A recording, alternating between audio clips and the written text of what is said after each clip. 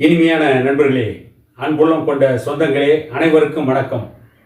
கடந்த 11ஆம் தேதி மகாபலிபுரத்தில் வன்னிய இளைஞர் பெருவிழா மாநாடு சீரோடும் சிறப்போடும் எழுச்சியோடும் நடந்து முடிந்ததற்கு பிறகு கிட்டத்தட்ட 20 லட்சம் பேர் கூடிய அந்த பெருவிழாவை பற்றி பேசுவதற்கு மனமில்லாத சிலர், ஏன் திமுகவின் அமைச்சர் சேகர்பாபு உள்ளிட்டவர்கள், பாட்டாளி மக்கள் கட்சியில் உட்கட்சி பிரச்சனை நிலவுகிறது, தந்தைக்கும் மகனுக்கும் பிரச்சனை இருக்கிறது என்றெல்லாம் வேண்டுமென்றே திட்டமிட்டு ஒரு சிறு பிரச்சனையை ஊதி ஊதி பெரிதாக்கி கொண்டிருக்கிறார்கள். திமுக அரசின் மீது டாக்டர் ஐயா அவர்கள் குற்றச்சாட்டுக்களை வைத்தால், திமுக அரசு நடந்து கொள்கின்ற விதம், திமுக ஆட்சியில் நடக்கின்ற தவறுகள், திமுக ஆட்சியில் நடக்கின்ற ஊழல்கள், திமுக ஆட்சியில் ஏற்றப்பட்ட மின்சார கட்டணங்கள், இவற்றை பற்றியெல்லாம் பாட்டாளி மக்கள் கட்சியின் நிறுவனர் டாக்டர் ஐயா அவர்கள் குற்றச்சாட்டுக்களை அரசின் மீது பட்டியலிட்டால், அதற்கு பதில் சொல்ல வக்கில்லாமல், அதற்கு பதில் சொல்ல திராணி இல்லாத சேகர்பாபு போன்ற அமைச்சர்கள், இந்த தமிழ்நாட்டிற்கு வந்தேரிகளாக வந்த அமைச்சர்கள் டாக்டர் ஐயாவின் மீது பாய்ந்து பல குற்றச்சாட்டுகளை சொல்கிறார்கள். என்ன குற்றச்சாட்டு? முதலில் உங்கள் குடும்பத்துக்குள் இருக்கின்ற பிரச்சனையை தீர்த்து கொள்ளுங்கள், உங்கள் கட்சியில் இருக்கின்ற பிரச்சனைகளை தீர்த்து கொள்ளுங்கள், நாங்கள் நாட்டை பார்த்து கொள்கிறோம், நாட்டை நீங்கள் பார்த்து கிழித்ததைத்தான் நாங்கள் பார்த்து கொண்டுதானே இருக்கிறோம், நீங்கள் சாராயம் விற்ற லட்சணத்தை பார்த்து கொண்டுதானே இருக்கிறோம், நீங்கள் நடத்திய ஊழல் முறைகேடுகளை பார்த்து கொண்டுதானே இருக்கிறோம், நீங்கள் நடத்திய லஞ்ச லாவண்யத்தை பார்த்து கொண்டுதானே இருக்கிறோம். ஆனால் தானே திமுக ஆட்சியின் மீது குற்றச்சாட்டுகளை சொல்கிறோம்.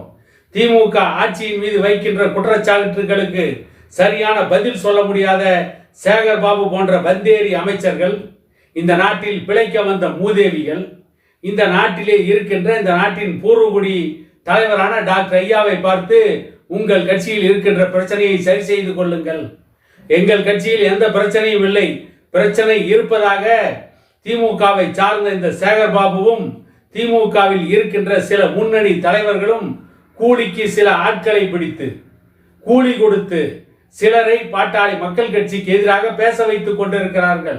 ஒரு சிலரை டாக்டர் ஐயாவிற்கு எதிராக பேச வைக்கிறார்கள், ஒரு சிலரை பாட்டாளி மக்கள் கட்சியுடைய தலைவர் அன்புமணி ராமதாஸ் அவர்களுக்கு எதிராக பேச வைக்கிறார்கள்.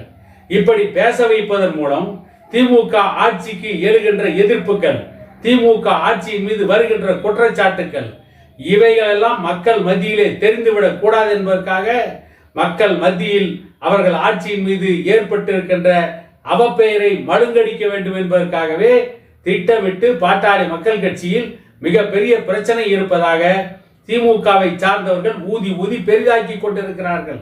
தமிழா பாண்டியன் என்கின்ற ஒரு ஊடகவியலாளர் அன்புமணி அவருடைய பனையூர் அலுவலகத்தில் 30 வெளிநாட்டு கார்கள் இருக்கிறது, அவருக்கு 30 வெளிநாட்டு கார்கள் இருக்கிறது, அவர் கார்ப்பரேட் தலைவராகிவிட்டார் என்றெல்லாம் ஒரு குற்றச்சாட்டை வைத்திருக்கிறார். அந்த பனையூர் அலுவலகத்திற்கு நான் சென்றிருக்கிறேன். அந்த பனையூர் அலுவலகத்திற்குள், அந்த காம்பவுண்டிற்குள் 3 அல்லது 4 கார்கள் தான் நிறுத்த முடியும். அதுவும் இவர் சொல்வதை போல வெளிநாட்டு கார்கள் என்று எடுத்துக்கொண்டால், இன்றைக்கு இந்தியாவில் உற்பத்தி ஆகின்ற கார்களில் பெரும்பாலும் வெளிநாட்டு கார்கள் தான் உற்பத்தி ஆகிறது. மகேந்திரா நிறுவனம் தயாரிக்கின்ற கார்களும் டாடா நிறுவனம் தயாரிக்கின்ற கார்களை தவிர மீதி அத்தனை கார்களும் வெளிநாட்டு நிறுவனங்களால் உற்பத்தி செய்யப்படுகின்ற கார்கள் தான். டொயோட்டாவிலிருந்து, வோல்ஸ் வேகனிலிருந்து, BMW, பென்ஸ், ஆடி, இவை அனைத்தும் வெளிநாட்டு உற்பத்தி கார்கள் தான். இந்தியாவில் உற்பத்தி ஆகின்ற கார்கள் மிக மிக குறைவு. இந்த அடிப்படை உண்மை கூட தெரியாமல் அடிவருடித்தனமாக, அடி முட்டாள்தனமாக இந்த தமிழா பாண்டியன் பாட்டாளி மக்கள் கட்சியின் தலைவர் அன்புமணி ராமதாஸ் அவர்கள் மீது குற்றச்சாட்டை வைத்துக் கொண்டிருக்கிறான். ஒரு 3 கார்கள் மட்டுமே நிற்கக்கூடிய இடத்தில், நிற்க முடிகின்ற இடத்தில் 30 கார்கள் அன்புமணி ராமதாஸுக்கு சொந்தமாக இருக்கிறது. விலை உயர்ந்த வெளிநாட்டு கார்கள், வெளிநாட்டு கார்கள் அனைத்தும் விலை உயர்ந்ததுதான். திருமாவளவன் என்ன உள்நாட்டு காரிலே ஜட்கா வண்டியில் போய் கொண்டிருக்கிறாரா? ஆட்டோவில் போய் கொண்டிருக்கிறாரா? கால்நடையாக போய் கொண்டிருக்கிறாரா? இன்றைய முதலமைச்சர் மு க ஸ்டாலின் அவருடைய மகன் உதயநிதி ஸ்டாலின், அவருடைய மகன் இன்பநிதி, இவர்கள்லாம் என்ன கால்நடையாக ஆட்டோவிலும் குதிரை வண்டியிலும் போய் கொண்டிருக்கிறார்களா?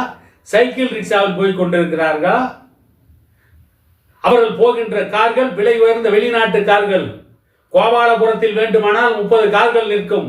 ஆனால் பனையூரில் 30 கார்கள் இல்லை.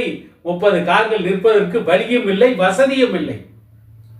30 கார்களிலே போகின்ற ஊழலிலே ஊறி திளைத்த தமிழகத்தில் ஆட்சி நடத்திய அந்த அரசியல் பெருச்சாளிகளை பற்றி பேச தயங்குகின்ற இந்த ஊடகவியலாளர் தமிழா பாண்டியன் போன்றவர்கள் திட்டமிட்டு பாட்டாளி மக்கள் கட்சியின் மீது அவதூறை கிளப்ப வேண்டும் என்பதற்காகவே இப்படிப்பட்ட செய்திகளை தொடர்ந்து பரப்பிக் கொண்டிருக்கிறார்கள். இவர்கள்லாம் எப்படிப்பட்ட பிறவிகளாக இருப்பார்கள்? இவர்கள்லாம் எப்படி மோசமான பிறவிகளாக இருப்பார்கள்? சேகர்பாபு முதலில் அவர் குடும்பத்தில் இருக்கின்ற பிரச்சனைகளை தீர்க்க வேண்டும். ஒருவர் குடும்பத்தை பற்றி பேசுவது அரசியல் நாகரிகம் கிடையாது. ஆகவேதான் சேகர்பாபு குடும்பத்தை பற்றி பேசாமல் தவிர்க்கிறேன். இல்லையேல் சேகர்பாபு குடும்பத்தை பற்றி பேசினால் நாறிவிடும், சந்தி சிரித்துவிடும். தமிழா பாண்டியன் போன்றவர்களெல்லாம் இன்றைக்கு ஊடகத்தில் எப்படிப்பட்ட ஊடக விபச்சாரிகளாக மாறிவிட்டார்கள். எப்படி ஊடக அறத்தை காலிலே போட்டு மிதித்து விட்டு அவர்களுக்கு கிடைக்கின்ற வருமானத்திற்காக எதை வேண்டுமானாலும் எப்படி வேண்டுமானாலும் பேசலாம் என்று பேசிக் கொண்டிருக்கிறார்கள். இந்தியாவில் உற்பத்தி ஆகின்ற கார்கள் வெளிநாட்டில் இருந்து வருகின்ற கார்கள் என்று கணக்கெடுத்துக் கொண்டால் இந்திய பாதைகளை பெரும்பாலும் வெளிநாட்டு கார்கள் தான் ஆக்கிரமித்துக் கொண்டிருக்கிறது. இந்திய பாதையில் ஒரு குறிப்பிட்ட ஒரு பாதையில் 100 கார்கள் ஓடுமானால் அதில் 90 கார்கள் வெளிநாட்டு உற்பத்தி கார்கள் தான். உள்நாட்டில் உற்பத்தி ஆகின்ற மகேந்திரா நிறுவனத்தின் கார்கள் மிகவும் குறைவு. டாடா நிறுவனத்தின் கார்கள் மிகவும் குறைவு. அதிகமாக வெளிநாட்டு உற்பத்தியில் உருவாகின்ற கார்கள் தான் இந்தியாவின் சாலைகளை ஆக்கிரமித்துக் கொண்டிருக்கிறது. இந்தியாவை வெளிநாட்டு கார்கள் கபலீகரம் செய்திருக்கிறது என்ற உண்மையை ஒரு ஊடகவியலாளர் பேசியிருக்க வேண்டும்.